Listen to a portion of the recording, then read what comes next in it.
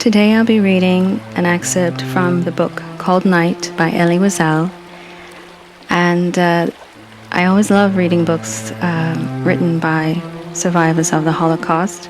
I find that there are such wonderful gems that we can take away and apply to our lives, because as you know, this was one of the most terrible times in history, if not the most terrible time in history. And these were the ones who survived, who transcended all of that suffering, to tell us about what their experience was like. So in this particular passage that I want to share with you, Elie is describing what's taking place in his mind and in his environment as the selections are coming up. The selection is basically when the men who were being held in the camp, the prisoners, the Jews, would be lined up in front of the capo and oftentimes the angel of death, Dr. Mengele, and he would select the men who were not fit or strong enough, who were too weak to continue work for the crematorium. And so Elie is describing what he's thinking and feeling as he's briefly separated from his father, who at that point wasn't sure if he would pass the selection. But Elie did pass, and so in these moments he's temporarily separated from his father and thinking about what's happening. All day I plodded around like a sleepwalker. Tibby and Yossi would call out to me from time to time, trying to reassure me, as did the capo, who had given me easier tasks that day. I felt sick at heart. How kindly they treated me, like an orphan. I thought, even now my father is helping me. I myself didn't know whether I wanted the day to go by quickly or not. I was afraid of finding myself alone that evening. How good it would be to die right here. At last, we began the return journey. How I longed for an order to run. The military march, the gate, the camp. I ran toward Block 36. Were there still miracles on this earth? He was alive.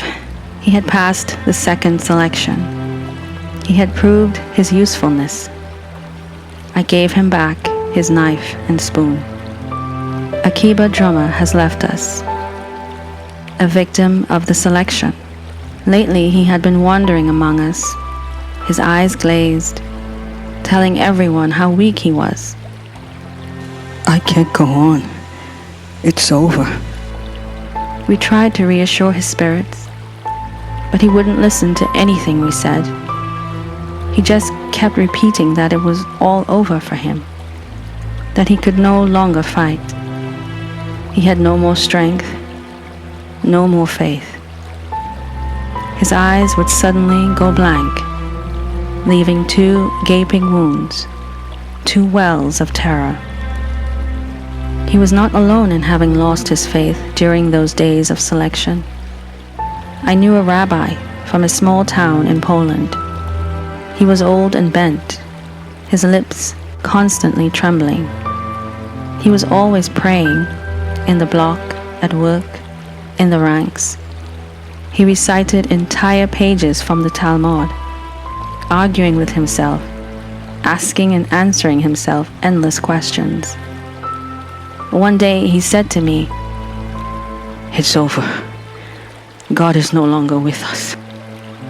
And as though he regretted having uttered such words so coldly, so dryly, he added in his broken voice, "I know, no one has the right to say things like that. I know that very well. Man is too insignificant, too limited to even try to comprehend God's mysterious ways. But what can someone like myself do? I'm neither a sage nor a just man. I'm not a saint. I'm a simple creature of flesh and bone. I suffer hell in my soul and my flesh. I also have eyes and I see what is being done here. Where is God's mercy? Where is God? How can I believe? How can anyone believe in this God of mercy? Poor Akima drummer. If only he could have kept his faith in God. If only he would have considered this suffering a divine test, he would not have been swept away by the selection. But as soon as he felt the first chinks in his faith, he lost all incentive to fight and opened the door to death. When the selection came, he was doomed from the start, offering his neck to the executioner, as it were. All he asked of us was, "In 3 days, I'll be gone. Say Kaddish for me." We promised. In 3 days, when we would see the smoke rising from the chimney, we would think of him. We would gather 10 men and hold a special service. All of his friends would say Kaddish. Then he left in the direction of the hospital. His step was almost steady, and he never looked back. An ambulance was waiting to take him to Birkenau. There followed terrible days. We received more blows than food. The work was crushing. And 3 days after he left, we forgot to say Kaddish. These are some really poignant reflections here by Elie Wiesel. And there's so many parts of it that, we can go into and think on and reflect on. How broken their faith was. Even men of faith. Even as I think on scriptures in the Bible, I think of the time when John the Baptist was captured and imprisoned by Herod. And even though he had proclaimed the way and made the way straight for Jesus' coming and baptized many in his name, he was in a place of darkness, cut off from all life. And he questioned in himself, are you the one who's to come? And so, I see that here in the words of the rabbi who recited all these prayers. He knew all these pages of the Bible by heart, and yet he couldn't explain what he was seeing around him. The terrible suffering and the forgottenness and the abandonedness and the death that was constantly surrounding them. In an environment such as this, one would say, well, it's understandable to lose your faith.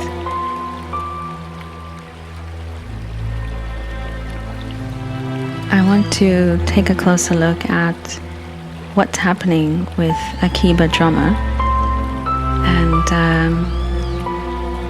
And it says here, as Elie is describing, the selection was a tumultuous time for them. It meant either life or death, either the camps or the crematorium. And so Akiba, before these days, is tormented by this fear and his loss of faith and, his physical strength. He's looking at all of these different things that are manifested physically and has already decided in his mind that it's over. He repeats it to himself in the days following, and he of course believes it because you internalize the words that you say to yourself, and they're like seeds. They go in and they sprout after their own kind. So instead of bringing up hope, they're bringing up thorns, and they're bringing up weeds that will ensnare that person to pull them down even more into the darkness. He lost all incentive to fight and opened the door to death. And I have seen these same sentiments described by other survivors of the Holocaust, when people lost the will to fight, when they no longer could find meaning in their suffering, that they perished soon after. So perhaps, and I'm not saying that everyone, all 6 million of these Jews died because they opened the door to death. Of course, that wouldn't be true. But, for those who were suffering in these camps and who were suffering the blows, as Elie talks about, day and night, the terror day and night, and hardly any food, especially in these circumstances, it would be easy to say, well, there is nothing left to live for. But we have to see meaning in everything that we're going through in order to transcend it, in order to overcome it. I remember reading a book from another Holocaust survivor who's also passed on now, Viktor Frankl. And in his book, A Man's Search for Meaning, he discusses that the inner man with a will to survive can survive through almost any how, meaning that the will is really a determinant, in terms of whether you go left to the crematorium or whether you go right to life. And I see that being played out here in these two characters, the rabbi and, of course, Akiba drummer. And the will, in my interpretation, is something that is, it's absolute. And whatever you feed into your will is what comes out through your will. So if your will is being fed by your outer circumstances, and we have a great example here in the concentration camp where there's death, and I've heard Elie Wiesel himself describe that this was a time of living in death, because death was just constantly visible. So if you're a human being and you were once living a normal, healthy life, you were a husband or a wife and you took care of your children, your family, you went to work, you went to synagogue, you prayed and you worshipped your God, you held all of the traditions, the Jewish traditions, and yet here you are, all of that taken from you, because it was a sort of slow progression leading up to the time when they were taken from the ghettos to the camps. You go from being an independent human being, thriving, full of life and vitality and promise. You have your dreams, you have your goals. And now you're in this place in death, constantly, where you have no rights, you have no name, you have a number now, and all you have is your will. So if your will is being fed by the fact that you once had everything and now you have nothing, then it drives your will towards the left. But if your will is intentionally driven by what you cannot see, then you pivot to the right and to life. So you have to ask yourself a few questions. First, you have to say, well, what is the truth that I believe? Because the truth and what you believe are two different things. So in the same way, you kind of have to ask yourself, well, am I looking at the truth? Am I looking for the truth? Or am I telling myself what to believe? When you're a child, you believe one thing and another, and then when you're a teenager, you might not believe that same thing, so it changes, and then when you're middle-aged, it changes again, so you're constantly changing. Whereas the God of heaven and earth, who created everything absolute, who never changes, suddenly you have created a false God. And that false God is you. Your false God is what you believe. Let's talk about Eve.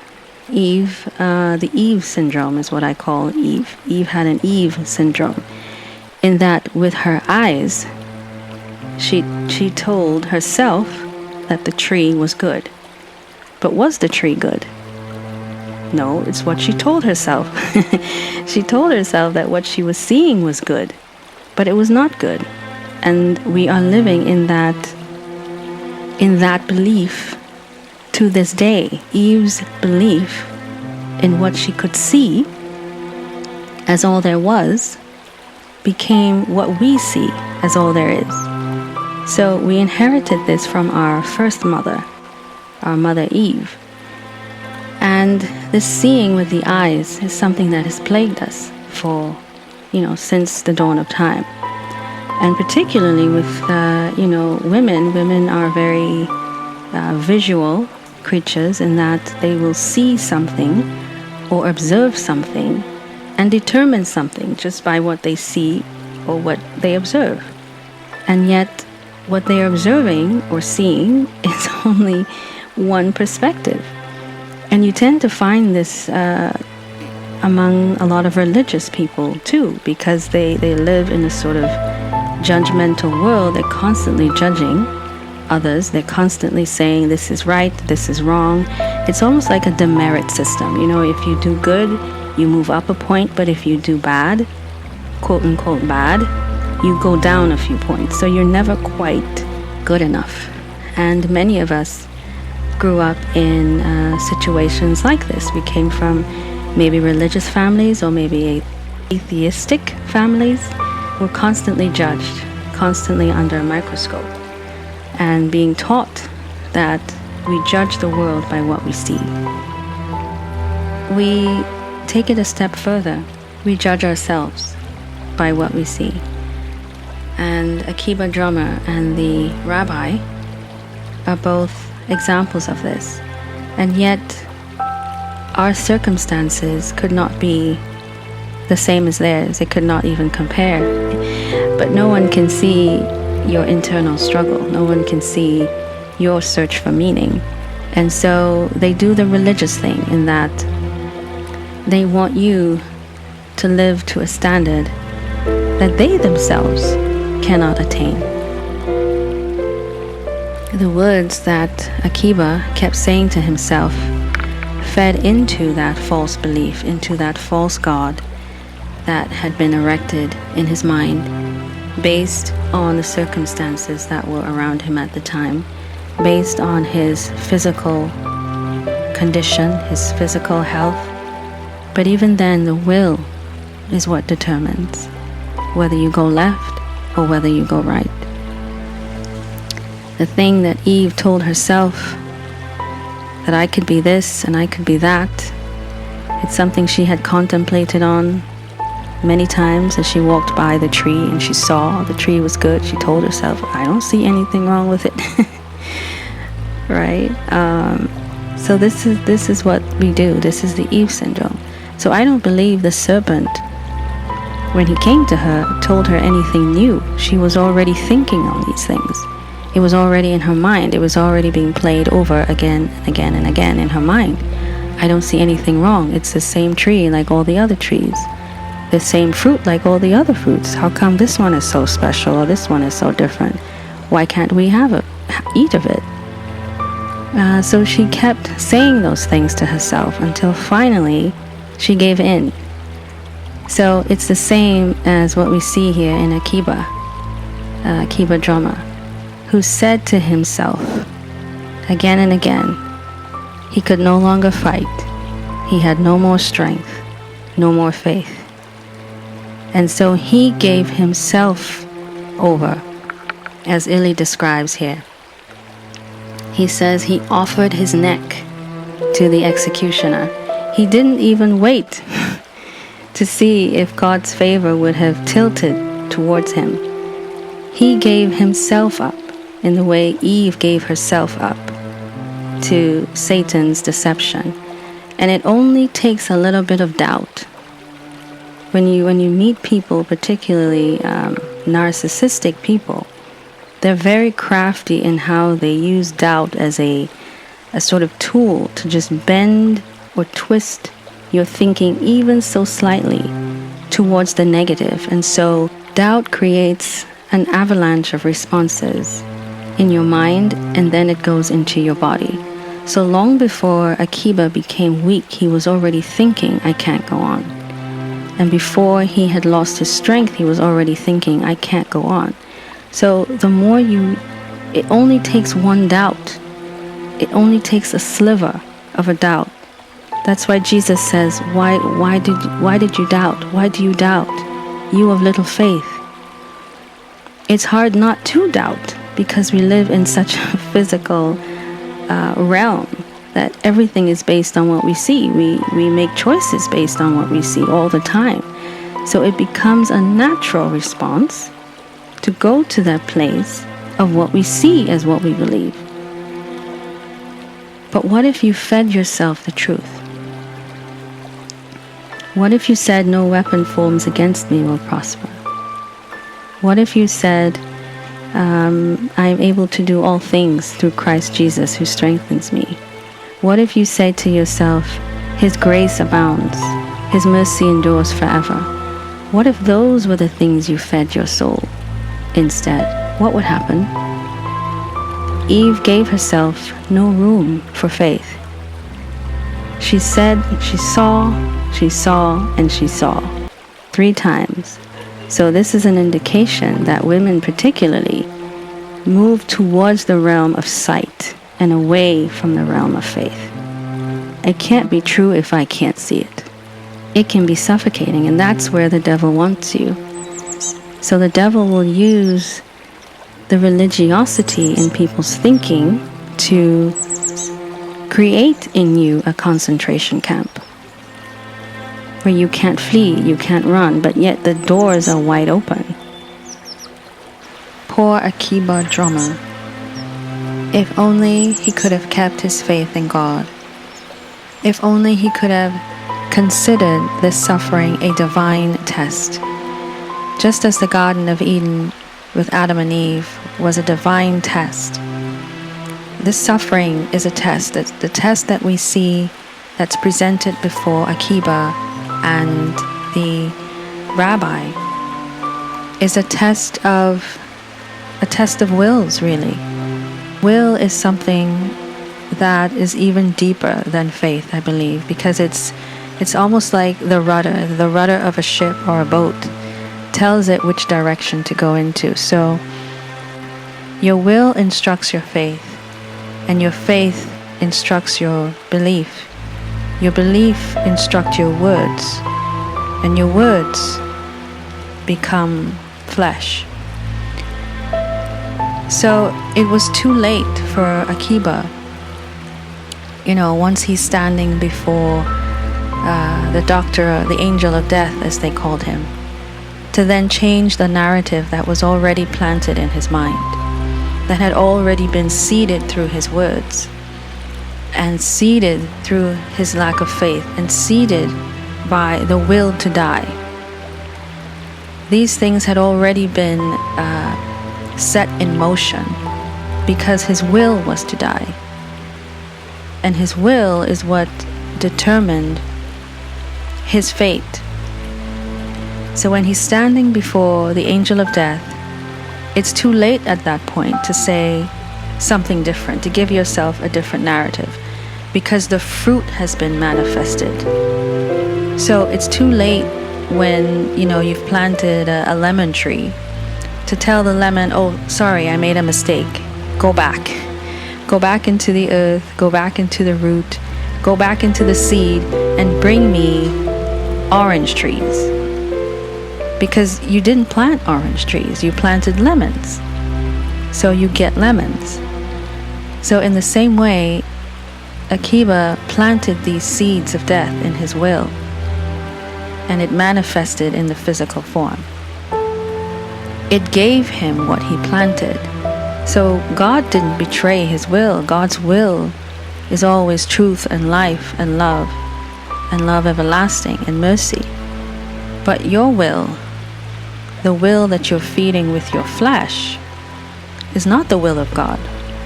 It's a Baal, it's a Bilal, it's a false god that you've constructed based on what you see. So if you build a false god that tells you there's no good in you, there's no hope for you, you say, I'm too old. Was Abraham too old to have a son? Was Sarah too old? If you say, I've been in prison no one will ever give me a chance, no one will ever trust me again. Did that stop Joseph from rising to the second highest position in Egypt? So it doesn't take you, it takes God. It doesn't take what you see, it takes God. So all throughout the scripture, we're not just receiving instructions for life, we're receiving revelations about God. Because this is what, legalistic people do. They follow the instructions of the Bible to a T. They dot every I and they cross every T. And yet they're the most judgmental. They're the most condemning. You get around these people and they pull the air out of the room. It's almost like you can't breathe in that kind of environment. And most people are living religiously. They've constructed these Baals and these Bilals of their false gods. Obviously, the evil spirits within these people are going to attack you. They're going to target you and try to get to your will, because that's where they know they can win.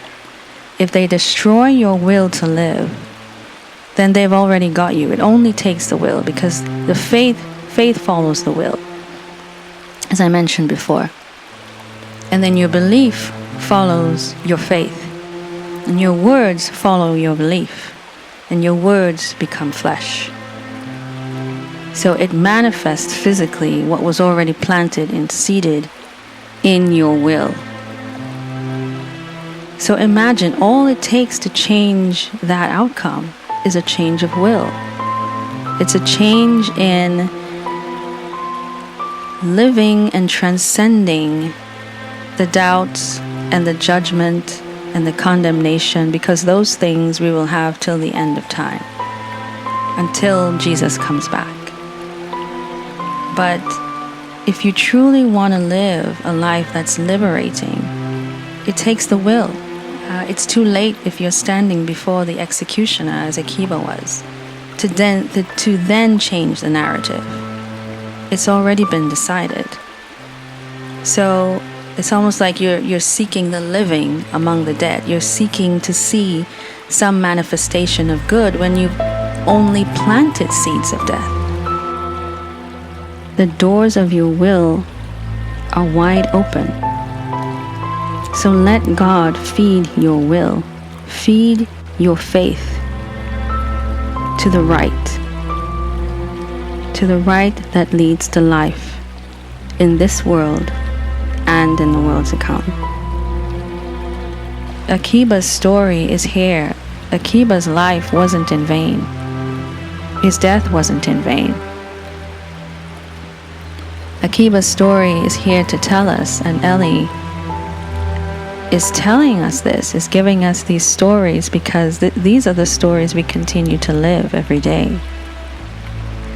So if you tell yourself, I can't do it, I can't go on, I'm not strong enough, I'm not smart enough, I've made too many mistakes, then you're planting the seeds of death. Tell yourself the truth. Tell yourself there is a God, there is a sovereign, merciful God. And though we can't see him in the physical, we know him in faith and we know him in truth. The Bible is a testament to the truth of God. It's not an instruction manual. Repent of that sin, of your need to live by what you see, the God that you have constructed, and serve the one true living God. It's impossible to live a victorious life based on what you see alone.